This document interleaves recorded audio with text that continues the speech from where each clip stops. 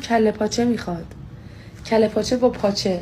من از پاچه متنفر بودم. اون روز با دوستم رفتیم خوردیم. انقدر مست بودم ولی خوردم. ولی الان به شدت هوس پاچه دارم.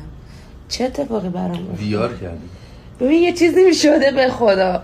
من نمیدونم 2-3 روز دلم میخواد پاچه بخورم. پاچه تو دبی از کجا پاچه باید خرید؟ میشه به من بگین اطلاع بدین؟ از کله پاچه کجاست؟ کجا داره؟ پاچه میخوام. پاچه پاچه ما رو نگی. نمیدونم بچه من به شدت اینجوری هم واسش. نمیدونم چمه. خدا بهم کمک کنه به دادم برسه. همینو میخوام فقط.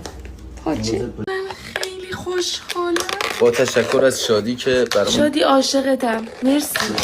سفارش تونست بده چون ما هنوز اینجا کارتمون اینو فعال نشده. سفارش دادیم نقدی اومد و اینکه ولی واو پرفتو ماگاریتو قیمتش هم بچه واقعا تو دبی خیلی خوبه. خیلی خوشمزه است. من برم ببینم.